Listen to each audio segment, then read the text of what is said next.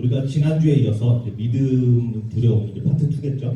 파트 2 지난주에 이제 파트 1으로 마가복음의 4장 35절부터 5장 20절까지 얘기 나왔어요. 그래서 이 마가복음 4장 35절부터 5장 43절까지 세 가지 스토리가 진행이 되고 있고 마가가 이것들을 이렇게 세 개 연속으로 기재한 이유가 우리에게 어떤 메시지를, 어떤 믿음에 관한 메시지를 전달해주기 위해서 이렇게 적었다 그랬는데 지난주에 그 중에 두 개를 나눴고 오늘 이제 마지막 사실 두 이야기인데 이 두 이야기가 하나로 묶여 있거든요. 이걸 나눌 텐데 먼저 혹시 기억하시나요? 지난주에 어떤 이야기를 나눴었는지 첫 번째 사건이 뭐였겠지? 첫 번째 사건 4장 후반부에 나왔던 그렇죠. 폭풍. 오늘 담임 목사님 잠깐 얘기해 주신 폭풍 가운데 잠잠하게 하신 거. 폭풍 가운데 예수님이 주무시고 계셨는데 큰 폭풍이 일었는데 이제 제자들이 말씀하신 것 그중에 4명이나 진짜 어부 그 지역을 너무 잘 알고 폭풍을 다룰 줄 아는 어부였지만은 그럼에도 불구하고 자기 힘으로 해서 어떻게 할 수 없자 이제 예수님한테 가서 예수님 뭐라고 했죠? 예수님 뭐라고 했죠? 예수님한테 지금 우리가 확실한 거는 죽게 생겼는데 당신 우리를 돌보십니까? 그래서 그런 폭풍 가운데 있을 때는 우리가 하나님의 사랑을 의심한다 그랬죠. 우리가 할 일은 어떤 두려움, 폭풍 가운데 한다 할지라도 절대 하지 말아야 될 것 중에 하나가 사단의 속삭임은 야 거봐 하나님 너 지켜주지 않으시잖아. 하나님 너 신경 안 쓰시잖아. 이런 식으로 속삭일 수 있는데 우리가 하나님의 예수님에 대한 사랑을 어떠한 폭풍이 온다 할지라도 의심하지 않냐고 우리가 해야 될 건 뭐라 그랬죠? 그 배에 우리라는 배에 예수님이 같이 탑승하고 계시다는 것을 확신하는 것 그것을 믿음으로 갖는 것 그러면 우리 배는 절대 어떠한 폭풍이 온다 할지라도 침몰하지 않는다는 것 그게 첫 번째 사건이었고 두 번째는 물어봤어야 되는데 나왔네. 두 번째 이제 그리고 이제 저쪽 그 호수 건너편으로 갔더니 갑자기 귀신 들린 그리고 다른 복음서에 보면은 빨개 먹었다고 돼 있는 진짜 무서운 세상에서 가장 만나고 싶지 않은 어떻게 보면 그런 모습이죠. 빨개 먹은 귀신 들린 사람이 뛰쳐오죠. 그래서 예수님 앞에 엎드려서 이제 예수님이 그를 귀신으로부터 자유케 해주시는 사건.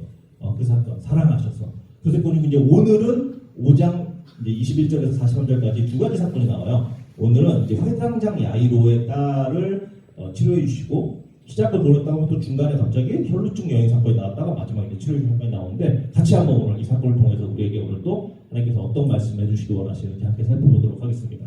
자, 5장 21절에 보면 이제 그렇게 이제 그 귀신 들린 사람 고쳐주시고 21절에 보면 이렇게 되어 있습니다. 예수께서 배를 타시고 다시 맞은편으로 건너가시니 근데 여기서 또 한 가지 이거 준비한 것도 아닌데 나누고 싶은 게 지금 그 스토리를 보니 이게 하루에 이루어진 일이라고 그랬잖아. 이 세 가지 사건이 하루에 이루어진 일이거든요.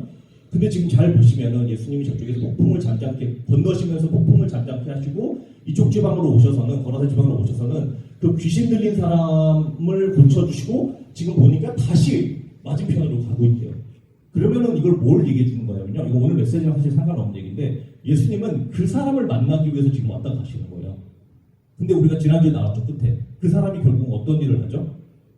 그 데가볼리라는 지방, 데카폴리스라는 그 지방에 나중에 기독교 역사사를 보면 엄청난 부흥이 이르렀고 기독교가 굉장히 쇠퇴하고 어렵고 있을 때 그 지역의 그 부흥으로 인해서 다시금 불씨가 이렇게 지펴지는데 그 사람 하나를 만나기 위해서 어떻게 예수님이 오셨다는 거예요. 그 지방에. 예수님은 한 영혼이 예수님한테는 그렇게 중요하다는 거고 그 한 영혼이 여러분이 될 수도 있어요. 여러분 한 분을 만나기 위해서 예수님은 폭풍을 지나서라도 반드시 찾아오실 것이고요. 여러분들 만나주실 것이고 여러분들을 자유롭게 해주실 것이고 여러분을 통하여서 여러분들의 대가볼리, 여러분들의 지금 지역, 학교, 가정을 변화시킬 그런 어떤 꿈과 그런 소망을 가지고 계신 분이 예수님입니다. 그건 어쨌든 사이드 노트고 이제 오늘 그래서 다시 배를 타시고 맞은편으로 다시 가셨대요. 근데 역시나 지금 인기가 엄청나니까 큰 무리가 그에게로 모여 있는데 그래서 바닷가에 이제 내리셔서 바닷가에 계셨는데 22절에 보면 이렇게 되어 있습니다. 회당장 엄청난 사실 그 당시에 지위로서는 굉장히 높은 명예도 있고 지위도 있고 어떤 뭐 회당장인데 당연히 돈도 있을 거고 회당장 중에 하나인 야이로는 이름이에요. 야이로라는 이가 와서 예수를 보고 이미 아직 바닷가에 계셨는데 발 아래 엎드렸대요. 그래서 또 뭘 말해주냐면요.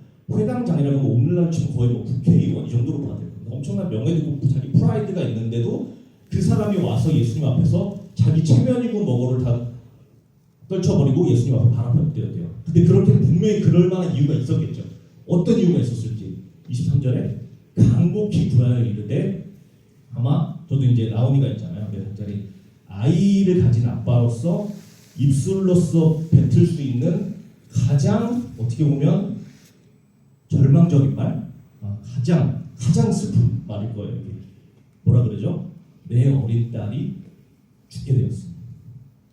내 어린 딸이 죽게 되었으니 오셔서 그 위에 손을 얹으사 그로 구원을 받아 살게 하소서라고 돼 있는데 사실은 이거는 이 번역 자체가 사실 구원이 꼭 틀렸다고 할 수 없는데 이 원문으로 보면 이제 소조라는 그 헬라어인데 이게 사실 구원도 되긴 한데 구원보다 낫게가 더 올바른 표현이에요. 문맥을 보면은. 그래서 낫게 하소서. 그래서 사실 영어 성경도 보시면 뭐 NIV든 ESV든 뭐 NASB든 킹제임스 다 보시면 다 may be healed 그러니까 다 낫게 하소서. 그리고 한국말로 다른 이제 번역본을 보면 이제 낫게 나아서 살게 하소서라고 올바르게 해석을 하고 있더라고요. 왜냐하면 사실 구원도 말이 되죠. 낫는 게 구원이긴 하니까. 근데 우리가 보통 이 기독교에서는 구원 그러면 뭔가 죄로부터 구원받는 걸 생각하기 때문에 사실은 구원보다는 낫게 하소서가 나음을 얻어가 더 올바른 해석이라고 볼 수 있겠습니다. 그래서 지금 얘기하는 게 야이로가 내 어린 딸이 죽게 생겼는데 그 위에 손을 얹으셔서 그로 나음을 얻어 살게 하소서 하거늘. 자, 여기서 또 우리가 알 수 있는 거는 야이로는 어느 정도 믿음이 있었던 것 같아요. 그죠? 어떤 믿음이 있었죠? 죽게 생겼는데 지금 내 딸이 죽게 생겼는데 예수님이란 분이 손을 얹으면은 내 딸이 나을 거라는 믿음은 일단 있었던 것 같아요. 그걸 일단 기억하고 계세요. 그 믿음 어느 정도 믿음이 있었어요. 그러자 예수님 어떻게 하세요? 예수님이 그와 함께 가실새 큰 무리가 따라간대요. 그러면서 어떻게 돼 있어요? 마가가 뭘 쓰죠? 에워싸 믿더라. 자, 여기까지 일단 읽으면은 지금 상황이 머릿속에 한번 그림을 그려보세요.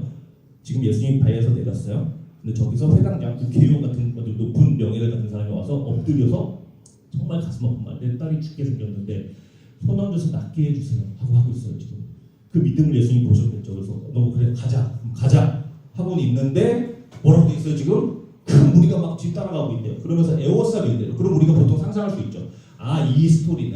이 스토리의 핵심은 지금 야이로의 믿음이 있음을 보시고 그 딸을 낫게 하려고 가고 있는데 무리가 에워싸서 그걸 막는구나. 그래서 지금 예수님이 과연 그 무리를 파헤쳐 가셔서 그 딸이 죽기 전까지 도착해서 낫게 할 수 있느냐 마냐, 약간 이런 스토리가 전개되겠다라고 생각할 수도 있을 것 같아요. 믿음과 어떤 주위의 상황의 방해들, 약간 이런 게 아닐까라고 생각할 수도 있을 것 같아요. 저는 처음에 읽었을 때 그렇게 생각했거든요. 그런데 잘 보세요. 제가 이거 잘못 쓴 거 아닙니다. 24절에 이렇게 하고 갑자기 25절에 어떻게 되는지 아세요? 12회를 혈루증으로 하라는 거잖아요. 이거 혹시 이해가 되세요 지금? 자, 23절부터 다시 한번 읽어볼게요. 간곡히 구하여. 지금 너무 이거 만약에 영화라고 생각하면 그 야이로 와가지고 예수님 앞에 엎드려가지고 간곡히 이르되 내 딸에 제발 손 얹어서 내 딸에 손 얹어서 주님 낫게 해주시옵소서. 그리고 예수님이 그래 가자 하고 딱 가는데 갑자기 사람이 막 많아가지고 이거 삐집고 막 가려고 그러는데 갑자기 어떻게 돼요? 갑자기 마가가 이야기를 스톱시키더니 어떤 한 여성의 무슨 병원 기록을 지금 갑자기 읽고 있어요, 그죠? 갑자기 이런 상황에서 그런데 갑자기 이런 상황에서 갑자기 마가가 근데 지금 급해 죽겠는데 12회를 혈루증을 앓아온 여자가 있었는데 많은 의사한테 많은 괴로움도 받았고 가진 것도 타업이 없고 아무 효험도 없고 도리어 더 중하였대.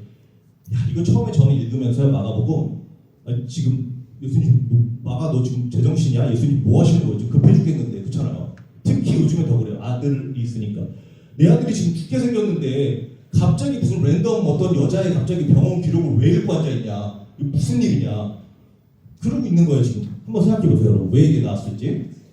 그러면서 이제 예수님의 소문을 듣고 무리 가운데 끼어 뒤로 와서 근데 믿음이 있었던 것 같아요. 이 여자는. 그러면서 그의 옷에 손을 대니 이는 내가 그의 옷에 손을 대어도 이것도 구원을 대하신 나음을이 더 맞는 표현입니다. 나음을 받으리라 생각합니다. 그래서 지금 이 여인이 그 상황 가운데 와서 예수님의 옷자락을 만지고 나음을 입었대요. 나음을 입은 상황에서 지금 그 다음에 보면은 이에 그 혈루 근원이 곧 마름에 병이 나은 줄을 보면 깨달았대요. 그 여인.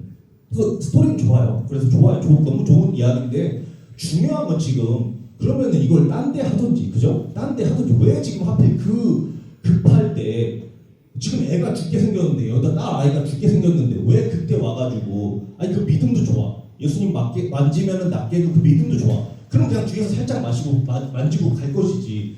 근데 사실 어떻게 보면 이 혈류증 여인은 그걸 원했던 것 같아요. 그래서 딱 만지고 이제 갈라 그러는데 예수님 어떻게 하세요?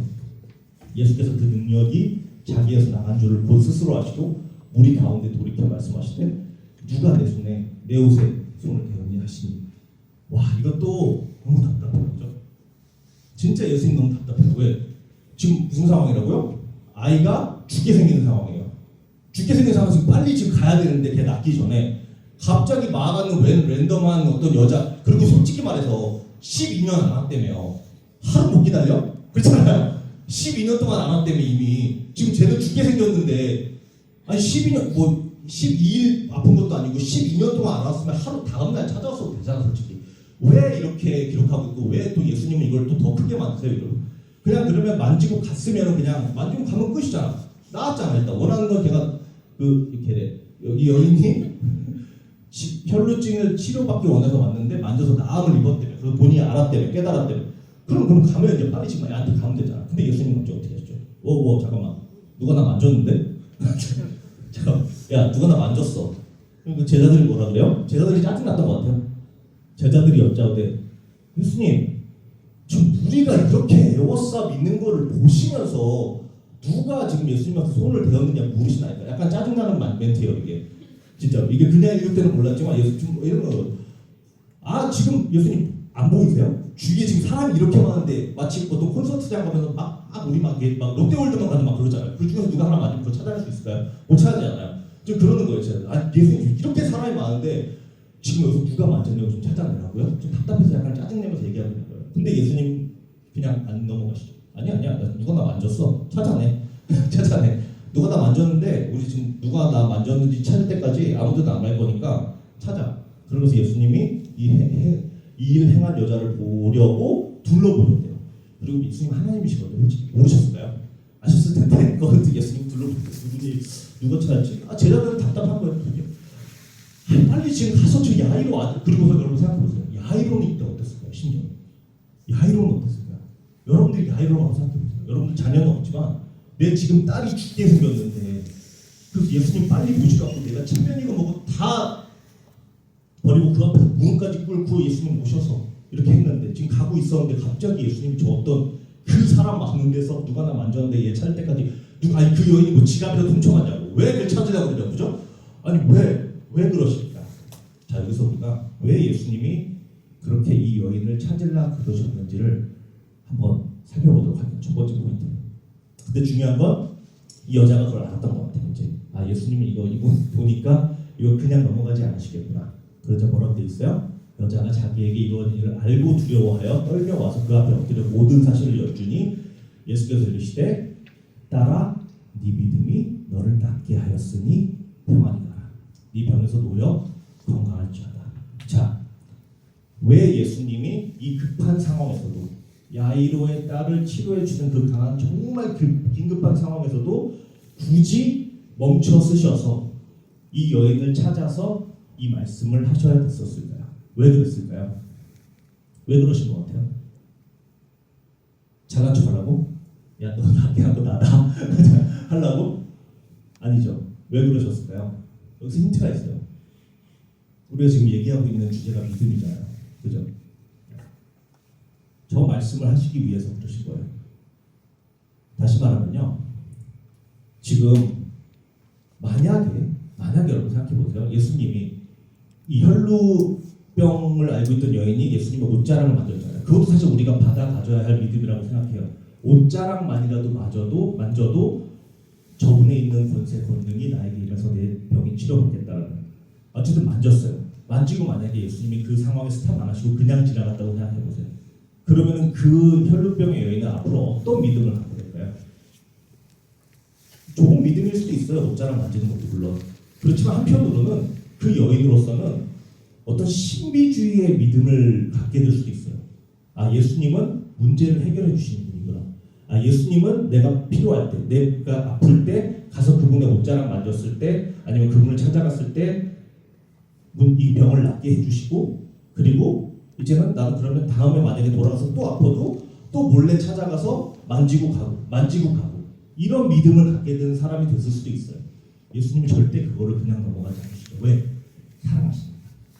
그렇기 때문에 그 급한 상황에서도 멈춰 세우시고 찾아서 가서 바라보시고 따라 네 병을 낫게 한 것은 내 옷자락을 만지는 네 믿음은 좋지만 그런 어떤 신비적인 사건 때문에 그런 것이 아니라 너의 그 옷자락이라도 만졌을 때 나음을 입을 것이라는 그 믿음이 너를 낫게 하였다는 것을 반드시 짚고 넘어가셨던 거예요. 우리로 하여금 예수님은 더 중요한 게 있어요. 이 뜻이 어떤 우리도 기도하고 나아가잖아요. 문제 해결할 점이 있어요. 그런데 우리는 보통 기도할 때 그 문제 해결에 포커스를 둬요. 그래서 문제가 해결되면은 할렐루야 아멘, 아니면은 왜 그러십니까? 근데 예수님한테는 더 중요한 게 있습니다. 문제 해결보다. 대부분의 경우 여러분의 기도가 응답 안 되는 경우는 이 경우도 굉장히 많이 있습니다.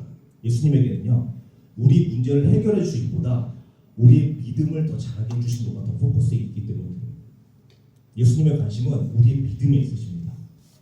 왜 그러냐면요, 우리가 가질 수 있는 가장 큰 축복은 사실은 그 기도 응답보다 예수님과 동행하는 거거든요. 예수님을 얻으면 그 나머지는 다 해결이 돼요. 근데 문제 해결만 되고 내 믿음은 예수님에 대한 어떤 나의 시야나 예수님에 대한 나의 마음에 담고 있는 그 믿음은 없잖아요. 그럼 내 결국은 믿음과 내 신앙생활은 요행을 바라는 믿음으로밖에 성장할 수가 없어요. 그 정도밖에 안 돼요. 그리고 예수님은 그거를 원치 않으세요. 왜? 그게 우리한테 최선이 아닌 걸 너무 잘 아시기 때문에. 예수님이 우리에게 주실 수 있는 가장 큰 선물은 예수님 당신이세요. 그렇기 때문에 예수님은 반드시 짚고 넘어가실 거예요. 그래서 혹시 여러분들 중에서 지금 기도 제목 많이 있고 기도하실 거잖아요. 안 이루어졌다고 한다면은 한번 생각해 보세요. 여러 가지 이유가 있을 수 있지만 대부분의 경우 문제 해결에 내가 초점을 맞추고 있으면은 문제 해결되면 할렐루야인데 그렇지 않을 수 있잖아요. 근데 예수님은 아니, 난 네 믿음을 바라보는 거야. 네 믿음을 성장시켜주기 원해. 왜냐? 난 나 자신을 너한테 주고 싶거든. 그렇게 하시는 경우가 많습니다. 그리고 그 다음에 아직 예수께서 말씀하실 때 근데 또 문제가 발생하죠. 드디어 회당장의 집에서 사람들이 와서 이제 회당장에게 이럴 때 야이로에게 당신의 딸이 결국은 죽었습니다. 이때 또 야이로의 심정은 어땠을까요? 빨리 가자니까 왜 저 여자 때문에 그러냐? 왜냐면 야이로는 이걸 이해를 아직 못할 거예요. 그렇게 시간 흘더니 결국은 죽었대요. 딸이. 얼마나 마음이 무너졌을까요? 저도 저를 넣어봤더니 진짜 너무 예수님 미웠을 것 같아요. 빨리 가자니까 멈춰 쓰셔가지고 그 사이에서 그 여자 찾더니 결국은 내 딸이 죽었구나. 근데 예수님 뭐라고 하시죠? 예수께서 그 하는 말을 곁에서 들으시고 회당장에게 이르시되 뭐라고 하시죠? 두려워하지 말고 믿기만 하라. 저는 이 말이 두려워하지 말고 믿기만 하라는 말이 오늘 여러분들한테 다 예수님께서 성령님을 통해서 다 전달해 주시길 원해요. 왜냐면요, 지금 아까 말했죠. 회당장에게도 어느 정도 믿음이 있었어요. 어떤 믿음이 있었죠? 예수님께서 오셔서 손을 얹으면 내 딸이 나음을 입을 거라고. 그렇지만 지금 어떻게 해요? 지금 죽었대요. 그런데 예수님은 거기다 대고 뭐라고 하세요? 두려워하지 말고 믿기만 하라. 지금 무슨 말이냐면요, 예수님께서 우리에게 원하시는 믿음은요, 희망이 조금이라도 남았을 때, 죽기 전에, 그때라도 희망이 조금이라도 남아있을 때 당신을 신뢰할 그 믿음만을 원하시는 것뿐만 아니라 희망이 완전히 사라졌을 때도 당신만을 신뢰하기 원하시기 때문에 그러시는 거예요. 지금 야이로 딸은 죽기 전에는 야이로는 믿음이 있었어요. 나 예수님의 손을 얹으면 나으실 거다는 거. 하지만 죽었을 때는 모르겠어요. 나와 있지는 않지만 분명히 절망됐을 것 같아요. 그러니 예수님이 두려워하지 말고 믿기만 하라고 말씀하셨다고 생각을 합니다. 우리는 대부분의 그래요. 여러분도 마찬가지고 저도 마찬가지예요. 조금이라도 내 생각에 내 이성에 희망이 있다고 생각하면은 예수님께 신뢰하고 기도하고 나아가요. 예배도 나아오고 기도의 자리로 나아가고 찬양하고. 근데 내 생각에 완전히 지금 끝이다, 절망이다, 이건 희망이 1%도 없다라고 생각하잖아요. 그럼 그때는 우리의 마음 무너져요. 그리고 두려움이 찾아오기 시작해요. 근데 예수님 그런 여러분들한테 오늘 말씀하십니다. 그런 상황에서도 세상에서 어떠한 법칙도 어떠한 어떤 의사들도 아니라고 한다 할지라도 누구도 전문가도 아니라고 한다 할지라도 그런 절망 가운데 있어도 네가 나만 바라보면 두려워하지 말고 믿기만 하라. 내가 원하면 무엇이든지 난 할 수 있다. 왜요? 어떠한 문제보다도 우리 예수님은 더 크시기 때문에. 두려워 말고 믿기만 하라. 자, 오늘 두 가지 나눴어요. 우리 같이 함께 기도하고 이제 마칠 텐데요. 두 가지 오늘 나눴습니다. 이 두 스토리를 통해서 회당장 야이로 방금 나눴듯이 여러분들 한번 여러분들의 신앙생활을 잘 생각해 보세요. 기도 생활도 잘 생각해 보세요. 조금이라도 소망이 있다고 내가 생각했을 때, 물론 하나님한테 믿고 맡기고 기도하지만 내 생각에 조금이라도 희망이 있을 것 같을 때는 내 영혼 가운데 믿음이 조금 생겨요. 그렇지만 언제 무너지냐면요, 다 끝났다고 했어요. 병원에서 여러분들 아직 어리시지만 병원에서 이건 좀 괜찮습니다, 확률 있겠습니다 하잖아요. 그러면 기도해요. 하나님 나 깨주십시오, 나 깨주십시오. 근데 병원에서 만약 의사가 이거 좀 안 되겠는데요, 이건 끝난 것 같은데요 하잖아요. 그럼 그 말을 듣는 순간 우리 마음도 무너져요. 마치 하나님이 병든 자는 치료해 주시되 죽은 자는 일으킬 수 없는 분인 거죠. 근데 우리 하나님은 아까 시간 한번 넘겼지만 야이로 딸한테 가서 달리다, 이건 잔다, 죽은 것이 아니라 잔다. 사람 다 비웃었대요. 그래서 나가라 그러고 일어나라, 달리다 붐, 소녀야 일어나라 하시자 일어났다고요. 죽은 자도 일으킬 수 있는 분이 우리 예수님이십니다.